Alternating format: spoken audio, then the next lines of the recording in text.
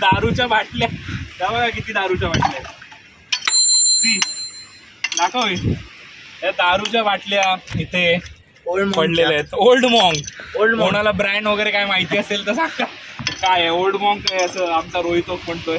पण आता हा कचरा आम्ही इथे साठवतोय. आणखी पण तिथे कचरा आहे. बघतोय जितका प्रयत्न करतोय होईल तेवढा करूया. आत्ता इथे न ओरू. Hello everyone.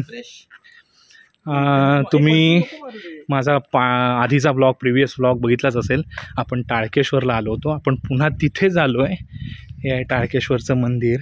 आणि जी गोष्ट राहून गेली होती आमची ती पूर्ण करण्याचा प्रयत्न करतो आहे. जे टाळकेश्वर लाईट हाऊस आहे. Government of India Tolkeshwar lighthouse असं लिहिलेलं आहे. हे गेट आहे मोठं आणि इथून जायला आतमध्ये रस्ता आहे. बघू शकता तुम्ही. लाईट हाऊस आहे हे. आणि परत यावेळेला सुद्धा माझ्याबरोबर आमचे 2 चमूमंगू आर्यन डाकवे आणि रोहित ओक. नमस्कार नमस्कार. तर इकडे ते लाईट हाऊस आहे. लाईट हाऊस म्हणजे जे पूर्वी आता सगळ्या शिपना रडार ॲज वेल एज GPS आणि हे सगळ्या मशीन्स म्हणजे नवीन टेक्नॉलॉजी आलेली आहे.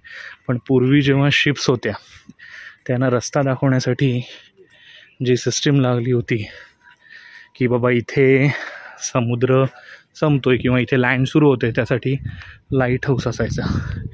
आणि ते हे टाळकेश्वर लाईट हाऊस. ओके ठेवते. स्विच ऑन टाईम आणि स्विच ऑफ टाईम आहे काय. हो. पादत्राणे बाहेर काढा. ओके. तर इथे आल्यानंतर तुम्हाला इथे हा एक चार्ट दिसतो. ज्या चार्टवर सगळं टाळकेश्वर लाईट हाऊसबद्दलचे सगळे डिटेल्स दिलेले आहेत. पोझिशन काय आहे, स्टाफ क्वार्टर्स किती आहेत, ती जी लँटन आहे आपण ज्याला लाईट किंवा ती आपण जी बत्ती म्हणतो ज्याच्यातनं तो ॲक्च्युली फोकस लाईटचा पडतो ती किती मोठी आहे, त्याची रेंज काय आहे, हाईट काय आहे, कधी सुरू झाली ती, कधीपासून सुरू झाली, डेट काय आहे, हे सगळं इथे दिलेलं आहे.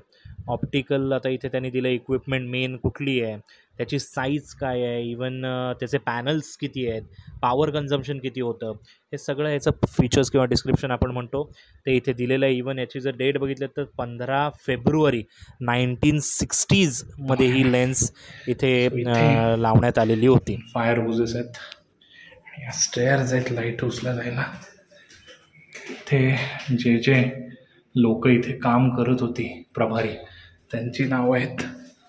ही अशी एक वर्टिकल शिडी आहे याच्यातनं आपल्याला वरती चढून जायचं आहे. जरा पकड आधी मी जातो मग मला दे.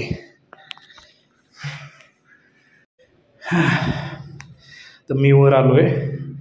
आता आमचा डाकवे वर येतो. सावकाश आहे सावकाश आहे सावकाश आहे वरती वर. आता रोहित ओघ अडकणार. रोहित डोक्याला वरती लागेल. सावकाश. आणि ही ती लेन्स ज्याच्यातनं लाईट इतक्या दूरवर जातो. हे लहान आहे त्यामुळे जमत नाही आहे. आम्ही बाहेर आलो आहे. लाईट हाऊस हे टाळकेश्वरचं देऊळ.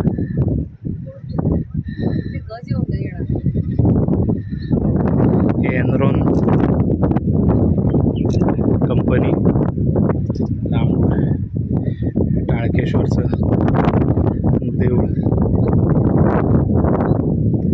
आणि हा पूर्ण समुद्र. आणि आपण गेल्या वेळेला जिथे होतो त्याचं दिसतंय काय इथनं दिसतंय तो एवढा आहे. आणि हे मिलिटरीचं आपल्या नेव्हीचं रडार आहे.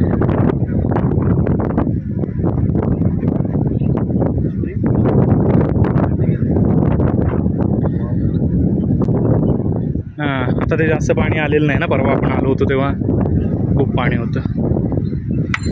आपण तिथे गेलो होतो ना खाली. कुठून रे आपण इथे होतो गेल्या वेळेला ना, या टकमक टोकावर. आपण जायचंय परत, इथे झालं की तिकडे जाऊया.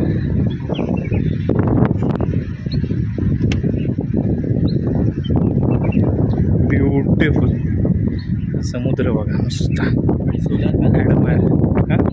सोलर पॅनल्स आहेत. येस, सोलर पॅनल्स आहेत इथे लावलेले, की कधी एमर्जन्सीमध्ये लाईट जर गेला किंवा इलेक्ट्रिसिटी जर गेली तर त्यांच्यासाठी इथे सोलर पॅनल लावलेले आहेत. आणि तुम्ही बघू शकता किती लांबपर्यंत हा डोंगर पसरला आहे. कॅमेरा कितपत कॅप्चर करतोय हे मला ॲक्च्युली माहीत नाही, पण इथे ही एनरॉन कंपनी वगैरे हे सगळं जे इतकं सुंदर दिसतं आहे.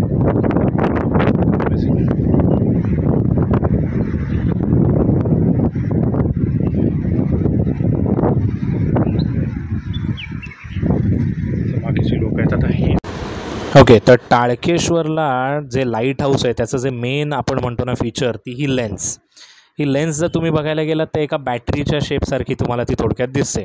बॅटरीमध्ये कसा पाठीमागे लाईट असतो आणि ती आपण चालू केल्यानंतर तो एक फोकस लांबवर जातो, तर तसंच ह्या लेन्सचं पण हेच काम आहे. ही नो डाऊट एक मोठी बॅटरी तुम्ही म्हणू शकता. ह्याच्यात पण आतमध्ये एक दिवा लावलेला आहे, एक लाईट लावलेला आहे हॅलोजनचा आहे मे बी, मला एक्झॅक्टली माहीत नाही त्या लाईटचं काय हॅलोजन आहे का कसं आहे, पण एक लाईट लावलेला आहे. आणि ही जर लेन्स तुम्ही नीट बघितली तर ही पूर्ण अखंड नाही आहे. हे काचेचे तुकडे आपण म्हणू शकतो ते एकत्र करून एका स्पेसिफिक शेपमध्ये त्यानं जोडलेलं आहे, आणि ज्यामुळे तो फोकस खूप आतमध्ये जातो.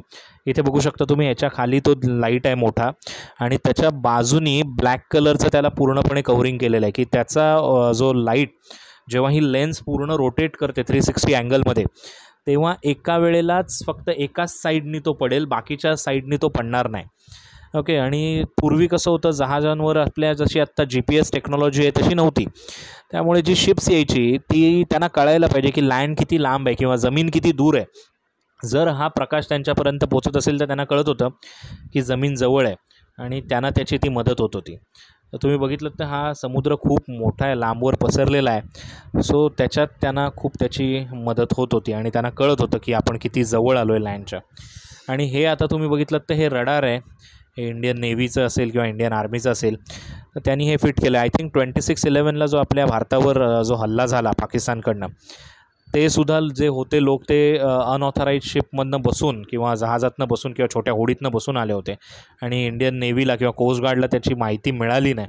सो हे रडार जे आहे ते आता ते आपल्याला मदत करतं की जे असे अनऑथराईज लोक किंवा हे जे आपण त्यांना टेररिस्ट म्हणतो, हे जे आपल्याकडे येतात त्यांच्यावर वॉच ठेवण्यासाठी किंवा कुठलंही शिप आहे त्याच्यावर वॉच ठेवण्यासाठी ते रडार तिथे इन्स्टॉल केलेलं आहे.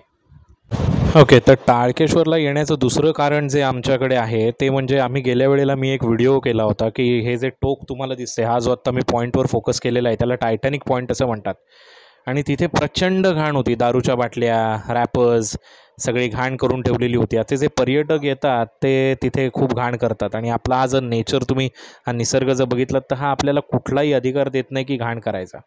तर आम्ही तो पोस्ट केल्यानंतर, व्हिडिओ पोस्ट केल्यानंतर मला बरेच कमेंट आले की आम्हाला तुम्ही लोकेशन द्या किंवा तुम्हीच का नाही करत ती घाण स्वच्छ. पण आत्ता इथनं बघितल्यानंतर मला असं वाटतं की ते साफ झालं आहे, आणि ते मेन बघण्यासाठी आम्ही इथे आलेलो आहोत. ते मेन रिझन आमचं आत्ताच्या व्हिजिटचं आहे, कारण एकदा आम्ही टाळकेश्वरला येऊन गेलो आहे, तर पुन्हा ते तिथे जे आहे सगळं मटेरियल ते गेलं आहे की नाही हे बघण्यासाठी आम्ही तिथे ॲक्च्युअल आता जाणार आहोत. तर आपण आता तिथे जाऊया, पण त्याच्या आधी तुम्ही हा जरा निसर्ग बघून घ्या.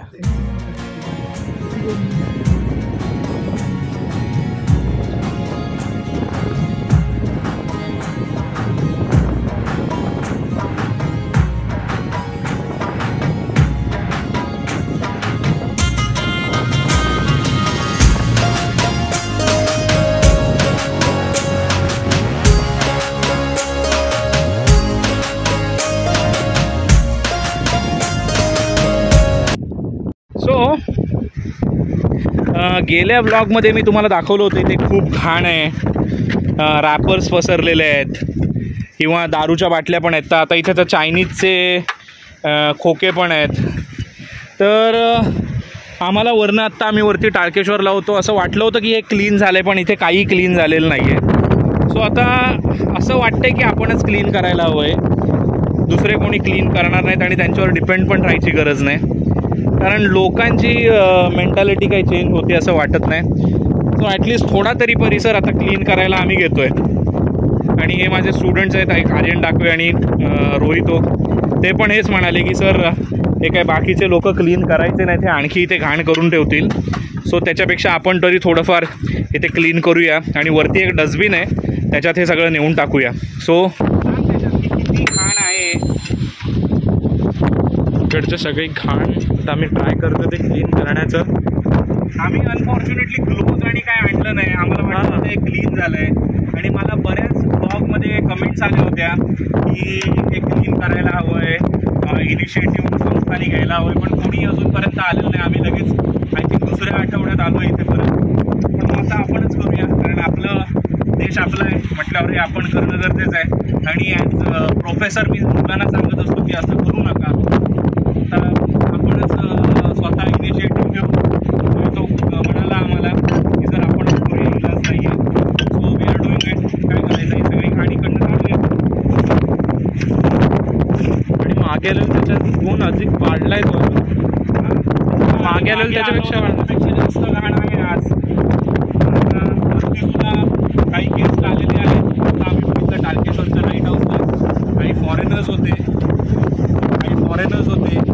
त्यांचं म्हणणं चाललं होतं की आपण we should reach that point. आणि ते जर आत्ता येणार असतील इथे, तर त्यांच्या समोर जी आपल्या देशाची इमेज वाईट होती ती मला होऊ द्यायची नाही आहे. नॉट ओन्ली मी, माझे स्टुडंट पण त्याच विचारायचे आहेत. आणि दुसरे कोणी करतील त्याच्यापेक्षा आम्ही केलेलं काय होईल. काय टाकवे हो. आता हे सगळं आपण उचलूया आणि वरती डस्टबिनमध्ये टाकूया. इकडे सुद्धा काय बाटल्या तिकडे घेऊ.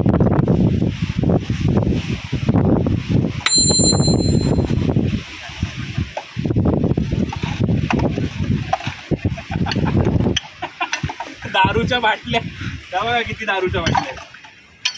सी दाखव, या दारूच्या बाटल्या इथे पडलेले आहेत. ओल्ड मॉन्क, कोणाला ब्रँड वगैरे काय माहिती असेल तर सांगा काय आहे. ओल्ड मॉन्क काय असं आमचा रोहितो म्हणतोय.